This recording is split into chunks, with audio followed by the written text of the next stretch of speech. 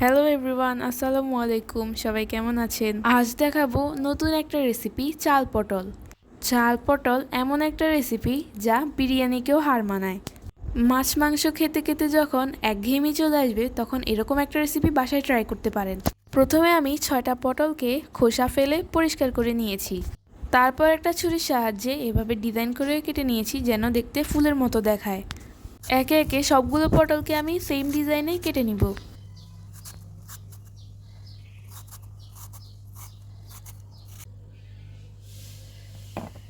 এবার আমি একটা কড়াইয়ে 3 টেবিল চামচ পরিমাণ সয়াবিন তেল দিয়ে দিলাম। তেল গরম হয়ে আসলে একে একে সবগুলো পটল তেলের মধ্যে দিয়ে দিব।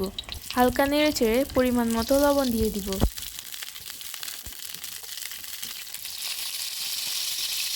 পটলগুলো ভাজা হতে হতে এখন আমি একটা মশলা তৈরি করে নিব। মশলাটা তৈরি করার জন্য এখানে আমি নিয়ে নিলাম 1 চা চামচ পরিমাণ গোটা জিরা, 2টা শুকনা মরিচ, একটা তেজপাতা, 3টে এলাচ, হাফ চা চামচ পরিমাণ হলুদ গুঁড়া ও 1 টুকরা দারচিনি।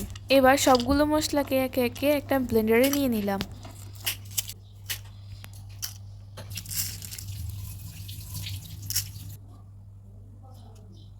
এবার এখানে দিয়ে দিব 1 টেবিল চামচ পরিমাণ সয়াবিন তেল ও 2 টেবিল চামচ গরম পানি। এখানে গরম পানি ইউজ করেছি কারণ এই ধরনের মশলায় গরম পানি ব্যবহার করলে মশলার স্বাদ দ্বিগুণ বেড়ে যায়।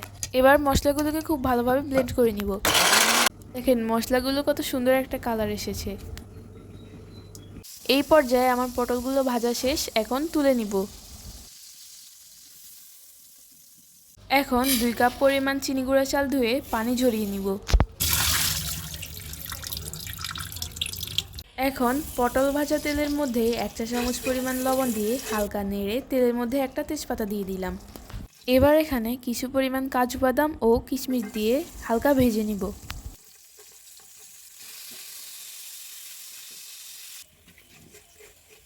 এবার এখানে 1 চামচ পরিমাণ আদার একটা কিউব দিয়ে দিলাম।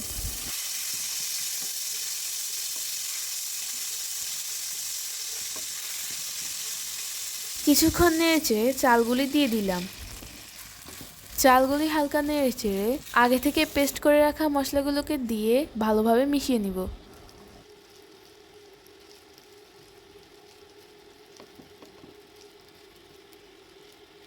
মশলাগুলো মেশানো হয়ে গেলে দিয়ে দিব 4 টেবিল চামচ পরিমাণ টক দই। এইরকম রাইসে টক দই ব্যবহার করলে রাইসটা একেবারে ঝরঝরা হয়।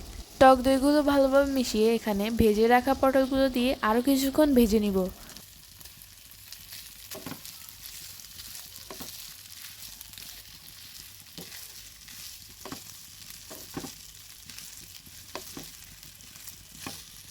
চালগুলো ভাজা হয়ে গেলে দিয়ে দিব 4 কাপ পরিমাণ গরম পানি। এখানে আমি 4 কাপ পরিমাণ পানি দিয়েছি, তার কারণ 2 কাপ পরিমাণ চাল নিয়েছি। এবার এখানে আমি 2 চা চামচ পরিমাণ চিনি দিয়ে দিব, কারণ টক দই ব্যবহারের পর যখন চিনি দিব তখন রাইসের স্বাদটাই হবে অন্যরকম। এবার ফ্লেভারের জন্য 4-5টা কাঁচামরিচ দিয়ে রাইসটাকে ঢেকে 10 থেকে 15 মিনিট অপেক্ষা করব। অবশ্যই চুলার আঁচ লো হিটে থাকবে। 15 মিনিট পর আবার ফিরে আসলাম। দেখেন রাইসটা কত ঝরঝরে হয়েছে। এখন রাইসটাকে ভালোভাবে নেড়েচেড়ে 2 টেবিল চামচ পরিমাণ ঘি দিয়ে আবারও 5 মিনিট দমে দিয়ে রাখবো।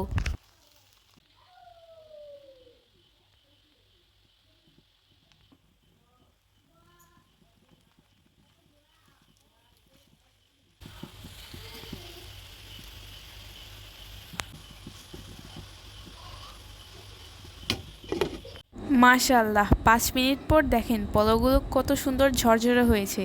এভাবে একবার অবশ্যই বাসায় ট্রাই করবেন। আর ভিডিওটা ভালো লাগলে লাইক, কমেন্ট, শেয়ার করে পাশে থাকবেন।